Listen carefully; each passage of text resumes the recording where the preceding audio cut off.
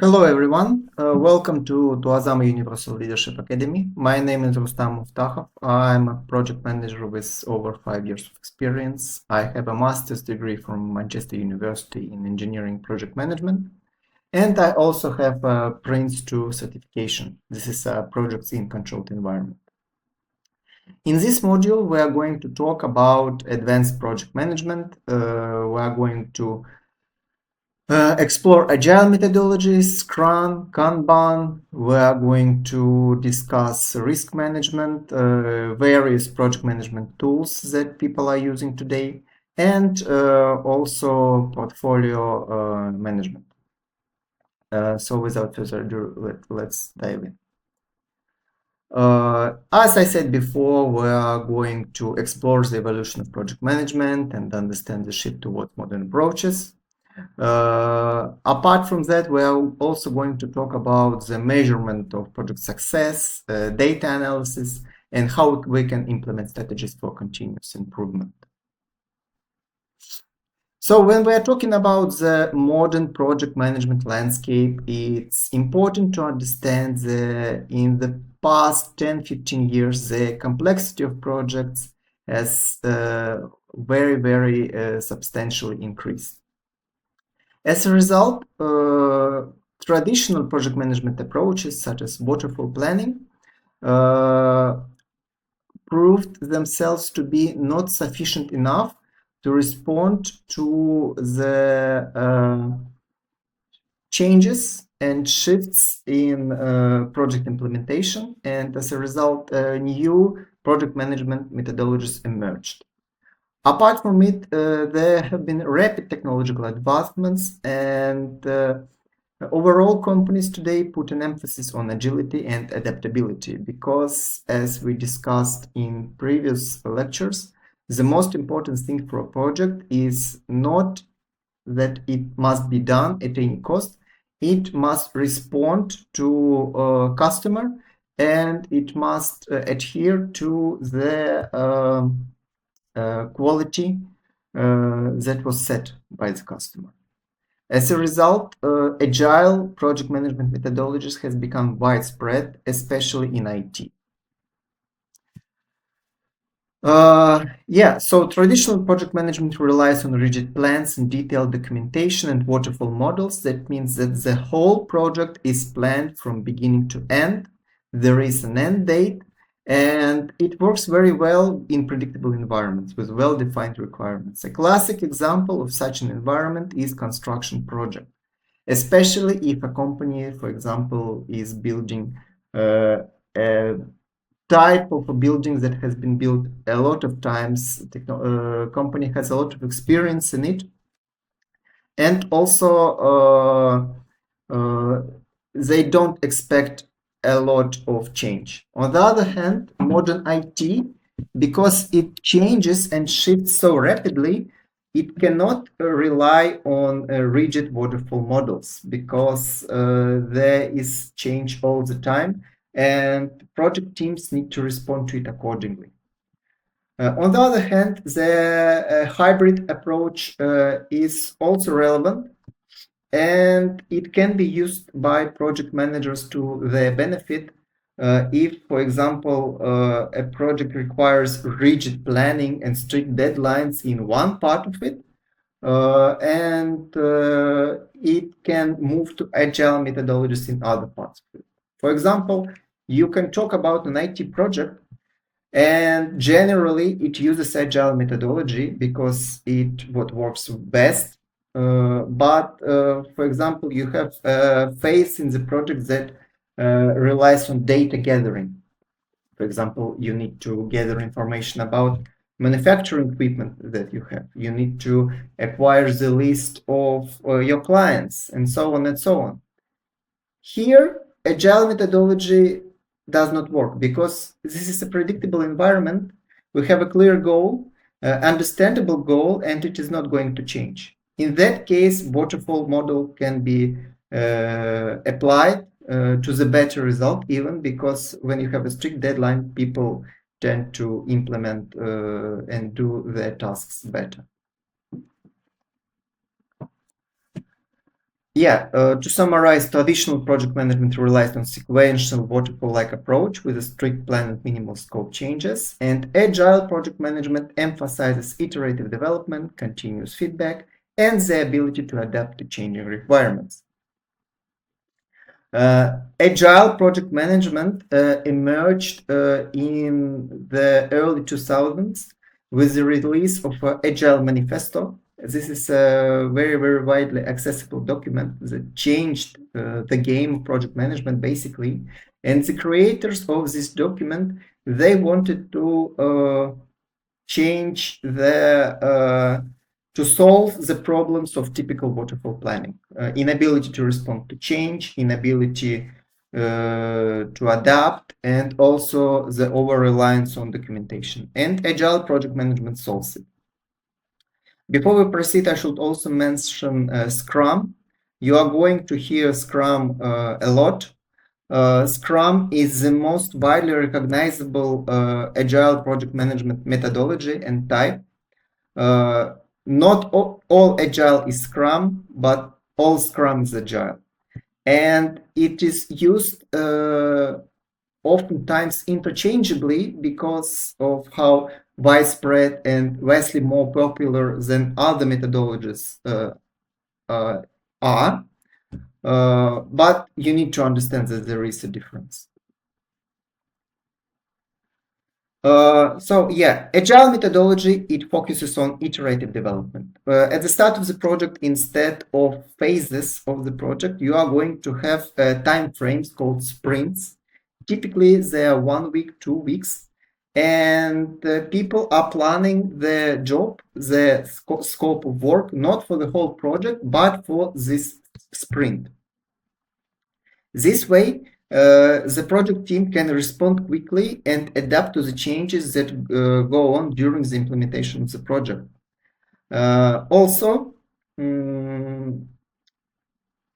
Customer collaboration is very important, and this goes together with flexibility and adaptability, because when using agile methodologies, you need to be able to gather feedback all the time. You need to listen to your customers, and you need to ensure that the project meets their needs. That's where agile project management shines the most. And cross-functional teams are also very important, because due to increased complexity of the project, one area of expertise for project team members oftentimes not enough.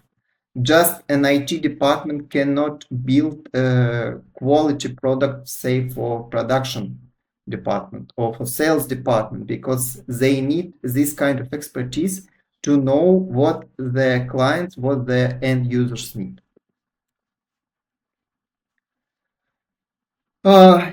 Basically, principles and values of Agile are individuals and interactions over plans, customer collaboration, as I mentioned before, ability to respond to change, and in case of IT, working software.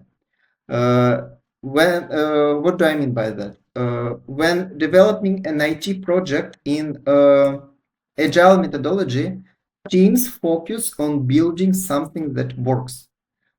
You are always going to build some kind of prototype that resembles your end product, and that is more important than anything else, because this way you can work more effectively on your final result and more effectively implement changes. Of course, I'm not talking that you should not do any documentation at all. Documentation is needed, especially when it comes to changes and collaboration monitoring. But if we are talking about manuals, or we are talking about the architecture of the product, that can be done later, because if you do the manual and the program changes, then this manual is useless and you spent your time for nothing. So implementing Agile, as usual, as for any project, you need to define scope and goals. You need to form an Agile sprint, and you need to understand what sprints you need. Another important part of Agile methodology is stand-up meetings. Stand-up meeting is everyday meeting that is conducted by project manager, scrum master for agile methodologies, and that is made to ensure that everybody is on track, to track the progress of everybody. Stand up is very important in agile. And also you have sprint reviews and retrospectives. These are meetings, these are types of collaborations that are required to reflect on the sprint that has been done, to understand what changes you need to do and how do you plan your next sprint. Yeah, you can watch the video here, listed here, and one of the good examples of agile implementation is Spotify. Spotify is a decentralized company, and that means that teams are autonomous, they work on their own, and they improve their product continuously. So Scrum, as I mentioned before, Scrum framework is the most popular framework for Agile, and it uses all the same things I talked about before: sprint planning, daily Scrum, stand-up meeting, sprint review, retrospective, and by using all these four fundamentals, you will be able to work as a Scrum Master. So who is a Scrum Master? Scrum Master is effectively a project manager for the agile team that works in Scrum. He facilitates all the processes, removes impediments, and coaches the team on agile practices. You also have a product owner, somebody who is giving feedback on how the product should be implemented. He has a say in prioritizing the product backlog. Backlog is basically what needs to be done, what wasn't done, it needs to be improved, and all the work that you have to be doing. A product owner ensures alignment. And of course, you have a development team.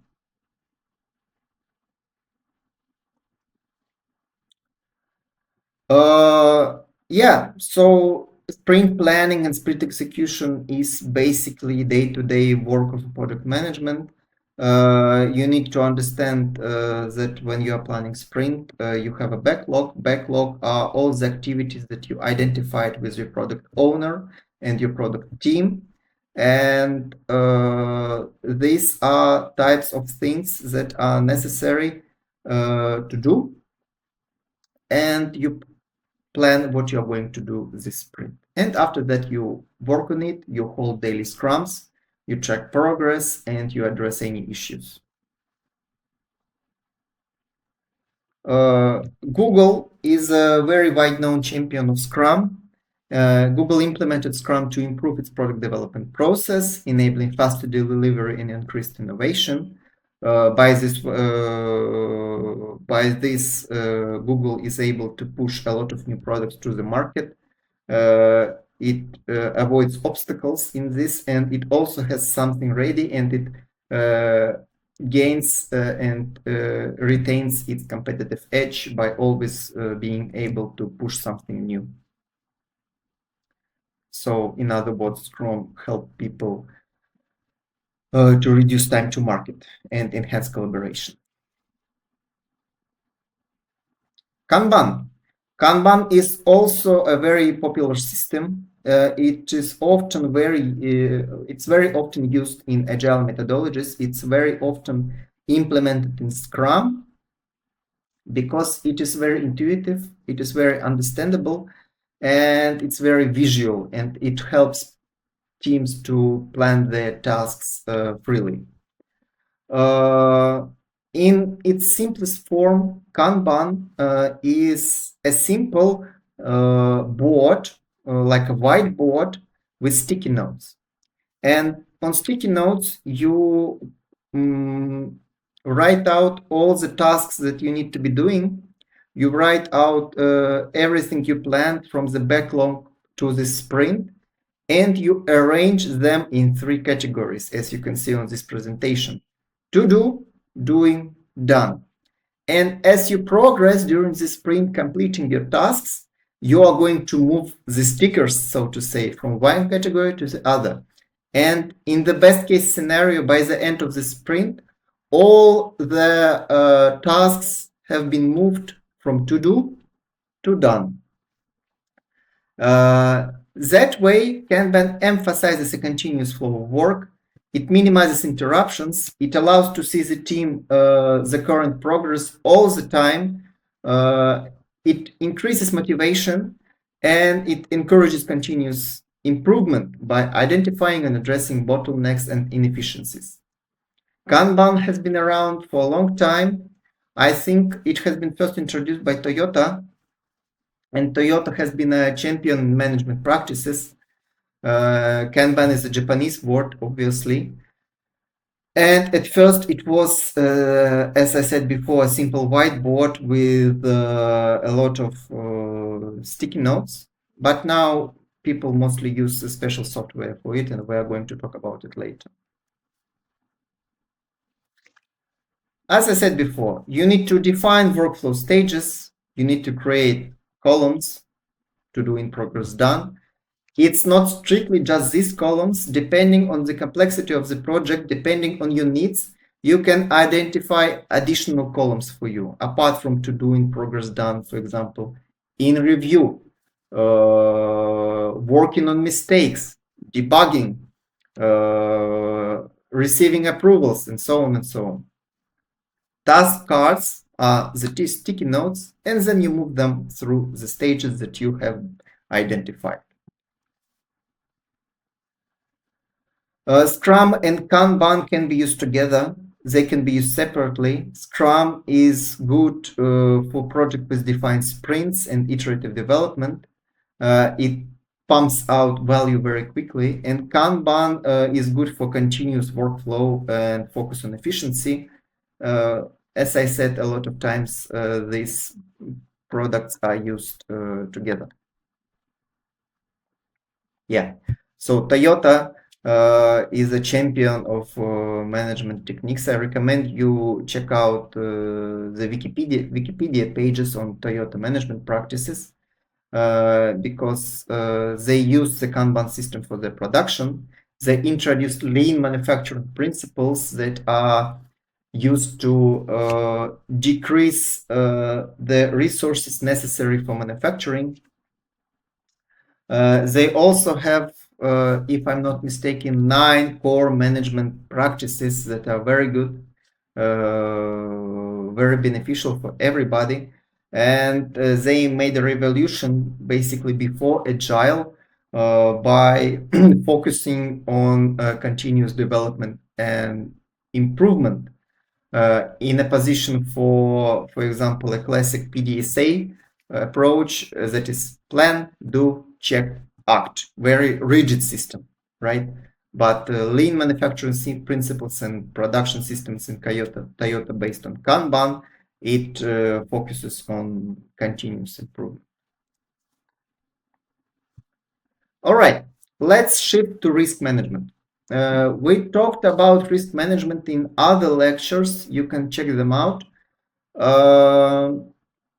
In project management, risks do not refer to simply some negative things that are going to happen. Risk is something that is beyond our control, but is something that affects our project.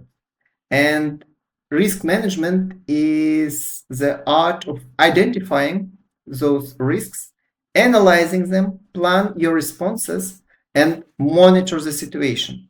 By this way, you reduce the unwanted change in your project, and you encourage the positive change, and you are trying to extract the maximum value from the positive change that happens and affects your project.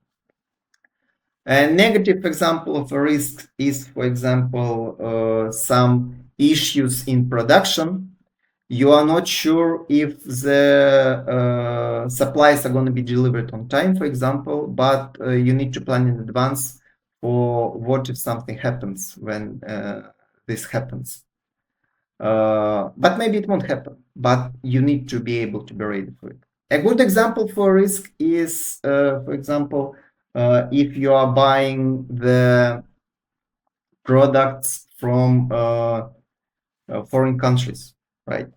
and something changes in the policy or in economics, and for example your currency exchange rate becomes much better for you, the overall cost of the project drops, or for example less tariffs are implemented, and you need to be able to extract the maximum value for such cases. But first you need to identify what risks are you going to be working with. You're going to analyze with your team how likely it is and what is the impact of this project, of this risk, and you're going to plan your response and monitor the situation. Risks, there are many types of risks. There are technical risks regarding technology, financial risks, exchange rate, etc., schedule risks, delays in logistics, and so on. Human resource risks, people are leaving your team, you add new people to the team, you need to train them. And external risks, something that is way out of your control and maybe even out of control of your company, something in political field, in regulations, market conditions, and so on.